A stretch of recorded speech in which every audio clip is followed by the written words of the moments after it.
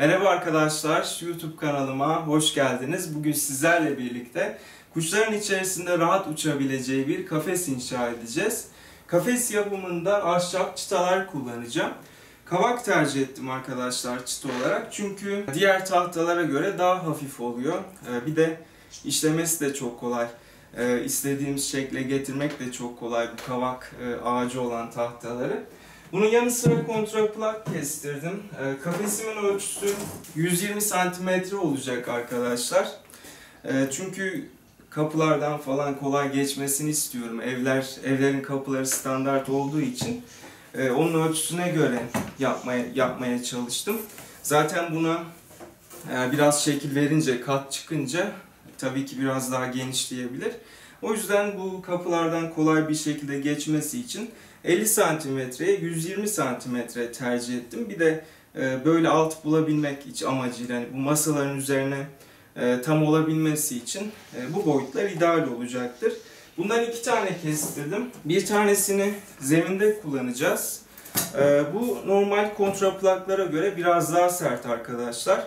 Bir de bunun daha ince olanı oluyor bu dolapların arkasında kullanılan. Bu tarz kalın olan kontraplakları tercih ederseniz daha sağlam olacaktır. Bir tanesini kafes tabanında kullanacağız sabit bir şekilde. Bir tanesini de şöyle sürgülü yapmayı düşünüyorum arkadaşlar. Altına kafes tabağı yapacağız. Dışkıları ve dökülen yemleri kolay temizleyebilmek amacıyla. Teli de kuşların kafalarını geçiremeyecekleri şekilde tercih ettim. Yani bazen kuşlar kafalarını sokuyorlar oyun amaçlı.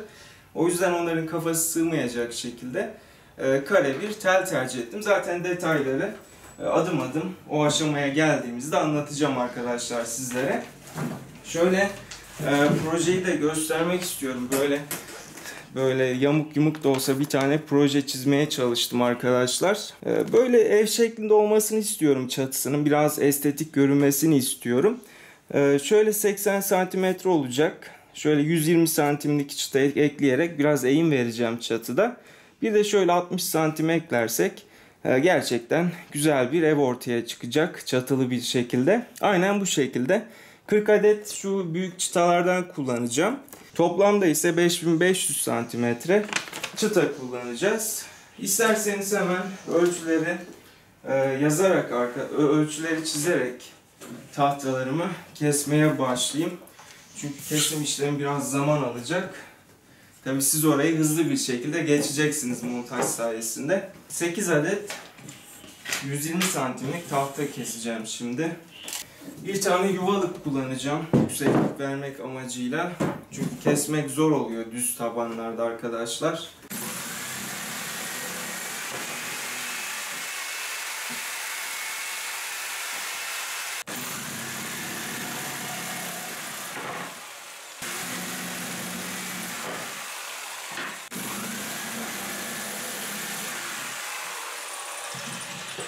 Önce arkadaşlar ön iskeleti yapacağım. Alt kısımda 120 santimlik tahta kullanıyorum. Tabii ki diğer tahtaları montajlamadan önce eşit olarak vidalamak için ölçüsünü alıyorum. 40-40 bölüyorum şu anda. Şu şekilde yine 120 santimlik tahta vidalayacağım bu çizgiyle çizmiş olduğum alanların tam ortasını arkadaşlar. Çünkü çatı eğim vereceğimiz için ortadaki kolonlarımızı uzun kullanacağız. Bir de şöyle bu yan tarafta bir çıtamız var. Bu da 80 santim olacak. Tam şöyle aşağıya doğru çatı eğimi vereceğiz.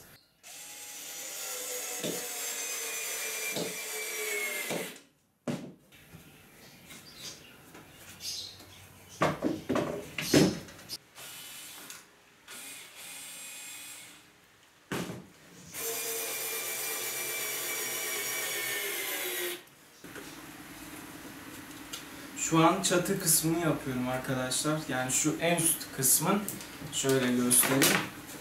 Artık yavaş yavaş bitirmeye başladım. Şurayı da montajlayayım hemen. Ondan sonra ön ve arka iskelet kısmımız tamamlanıyor. Ayağıma da bir şeyler batıyor tabii bu arada. Şöyle arkadaşlar, İki tane ön ve arka, inşallah görüyorsunuzdur boyunu tam alıyorsa. İki tane ön ve arka iskelet yaptım. Yani çatı şeklinde. Bir de şuraya çatı yapacağız. Şu alt kısımda ön tarafta boşluk bıraktım 4 santimetre. Çünkü oraya kafes tabağı yapacağız. Bu dışkıların ve yemlerin döküldüğü yer olacak burası. Çekmeceli alt kısım yapacağız. Şu da arka kısım olacak. Hemen onu da göstereyim. Bu da arka kısmımız. Şimdi çatılarını da montajlayacağım. Tabii ki ikisini de aynı eşitlikte yapmak için gerçekten zorluk yaşadım. Sök tak sök tak. Muhtemelen orayı hızlı bir şekilde geçeceğim videoda. Şimdi arkadaşlar çatı kısmını yapıyorum. Kafesimizin. Hemen onu da vidaladıktan sonra o çatı kısmına yerleştireceğim. Arada bir matkap da tabii ki şarjı bitiyor, onu da takıyorum.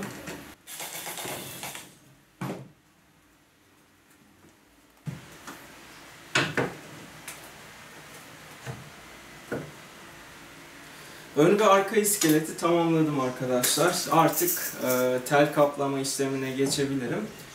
Tel olarak az önce ilk başta da söylediğim gibi böyle kare kare bir tel kullanacağım. Bundan 10 metre aldım ancak kaç metre gideceğini hiç hesaplamadım. Yaptıktan sonra net kullandığım tel miktarı da ortaya çıkacaktır. Pardon, 4 metre aldım arkadaşlar bundan. 3 metre kullanabilirim yapım aşamasında. Şimdi bunu ben makasla keseceğim. Zaten kolaylıkla kesiliyor makas yardımıyla. Tabi biraz büyük olduğu için rulomuz zorlukta yaşayabilirim. Bakın şöyle küçük küçük vidalar aldım. Telimizi takmak amacıyla. Az önce çok büyük vidalardan kullanmıştım ancak telin arkasına geçmemesi için. Bu arada arkadaşlar matkabımın da şarjı bitti. Şu artık büyük matkapla idare etmeye çalışacağım.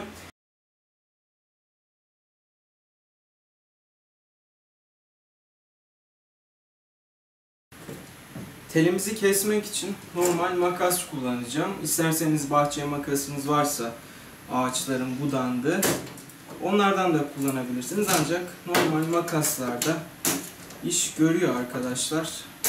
Daha pratik oluyor ona göre. Şöyle bakın. Tık tık kesebiliyoruz istediğimiz şekle göre.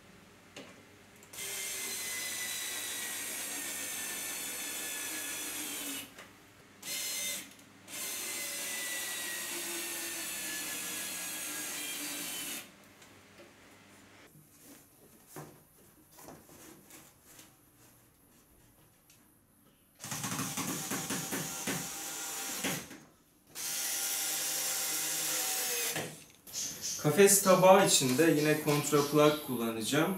Tabii ki zemindeki kontraplağa göre biraz daha küçültmek zorunda kaldım arkadaşlar. 103 santimetreye düşürdüm tabak kısmını. Bilirsiniz bu kafeslerde kolay temizlememiz için alt kısmında çekmece bölümü vardır. İşte şimdi ben bu kümes içinde bir tane çekmece yapacağım.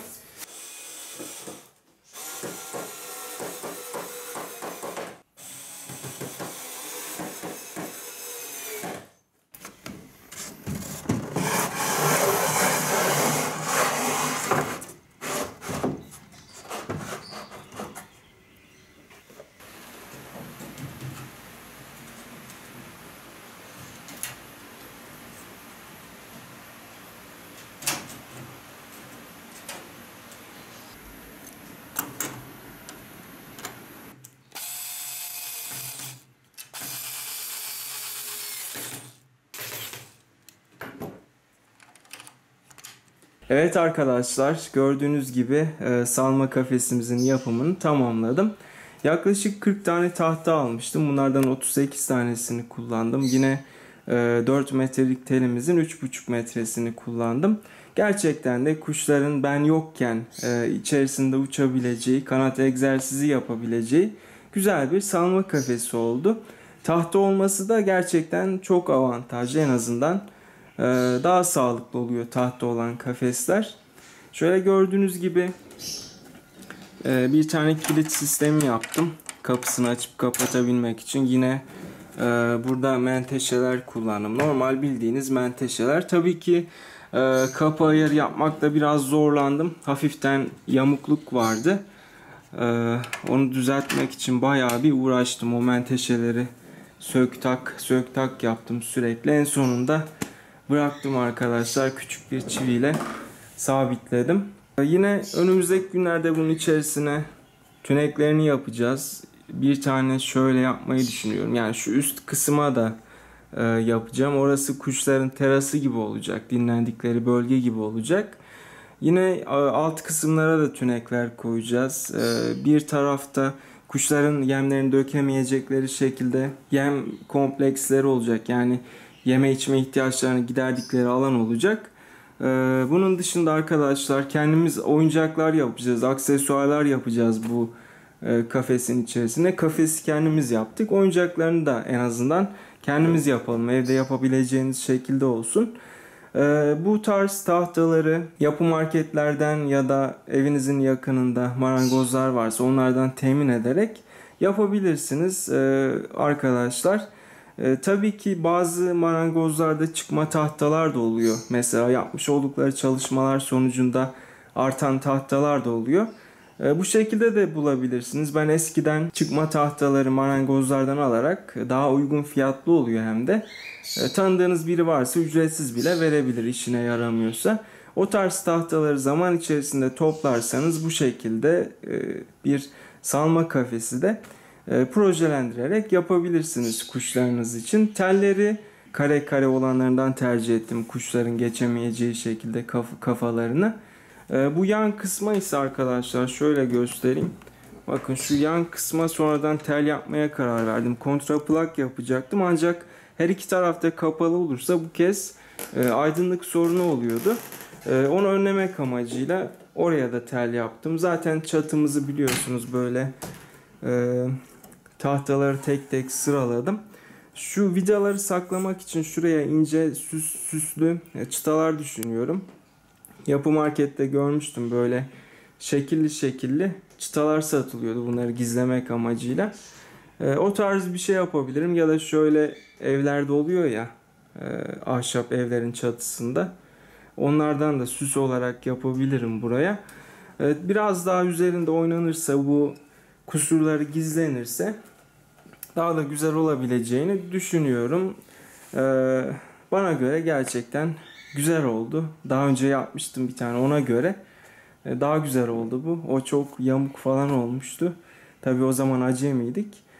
Şu an geliştikçe daha ilerinde yapabiliyoruz.